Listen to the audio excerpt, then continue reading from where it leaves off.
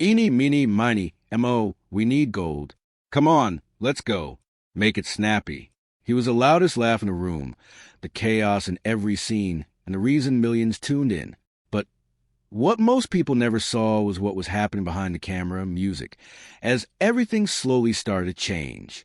In this video, we look at the final moments of Curly Howard's time on screen, and why that scene feels so different when you know the full story behind it. Join us as we uncover what really happened. The first steps. Curly Howard, born Jerome Lester Horwitz on October 20th, 1903 in Brooklyn, did not grow up planning to become a comedy legend. He came from a close-knit Jewish family where entertainment was already part of life thanks to his older brothers M.O. Howard and S.H.M.P. Howard.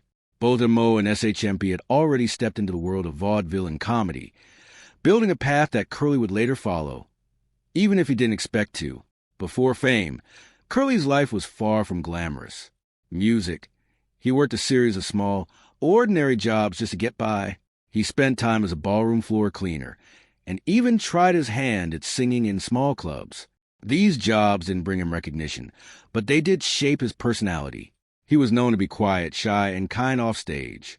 At that point, there was no clear sign that he would one day become one of the most recognizable faces in comedy.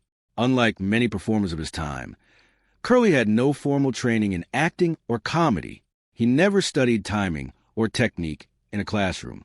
What he had instead, music, was natural instinct. He understood what made people laugh without needing to break it down. His humor came from his reactions, his movements, and the way he carried himself. It felt real, not practiced. Everything changed in 1932 when S.H.M.P. decided to leave the Three Stooges. The group suddenly needed a replacement, and M.O. made the unexpected choice to bring in his younger brother. Curly wasn't the obvious pick, but he had something different. He had a raw energy that couldn't be taught. To step into the role, Curly made a bold change. He shaved off his thick, curly hair. Music, creating the look that would define him forever. That single decision helped shape his identity. The bald head, combined with his expressive face, made him music instantly stand out. It also earned him the nickname Curly, which stuck for the rest of music, his life. At first, Curly was nervous about performing. He was stepping into an established act with big expectations. But that nervousness didn't last long. The moment he started performing, audiences connected with him right away. There was something honest about his style. He didn't try to act like anyone else. He quickly developed the traits that made him unforgettable. His high-pitched music voice became one of his trademarks, adding a unique sound to every scene. His physical comedy was wild and unpredictable. He moved in ways that felt chaotic, but still controlled enough to land perfectly. On top of that, he brought a sense of childlike innocence to his character. He wasn't just funny, he was likable. These qualities helped Curly rise fast. While M.O. and Larry were important parts of the act, it was Curly who often grabbed the most attention. His energy filled the screen, and his presence made every moment more exciting. And just as quickly as he rose, something began to shift behind the scenes. His greatest work. Curly Howard's greatest work came during his years with the Three Stooges from 1934 to 1946, a period where he appeared in nearly 100 short films. These weren't long movies, but they left a strong impact. In each one, Curly brought a kind of energy that made the trio stand out from other comedy acts of the time. While M.O. Howard played the strict leader and Larry Fine acted as a confused middleman, Curly became the emotional and comedic center. He was the one audiences connected with the most. One of the earliest examples of his brilliance can be seen in Men in Black. This short film set in a hospital was filled with chaos from start to finish. Curly's performance stood out because of how naturally he reacted to everything around him. His confusion, his panic, and his exaggerated movements made even simple scenes feel alive. The film was so well received that it earned an Academy Award nomination, which was rare for short comedy at the time. In A Plumbing We Will Go, Curly showed just how skilled he was with physical comedy. The entire story revolves around plumbing problems, but it is Curly's interaction with tools and pipes that makes it memorable. He didn't just follow a script. He turned everyday objects into sources of laughter through his movements and reactions. His ability to create humor out of simple situations made this short one of the most loved by fans. Another standout is an ache in music, every steak. In this film, Curly plays an ice delivery man, and what starts as a simple task quickly turns into a complete disaster. The humor builds step-by-step music, with each mistake leading to a bigger problem. Curly's expressions and timing are key here.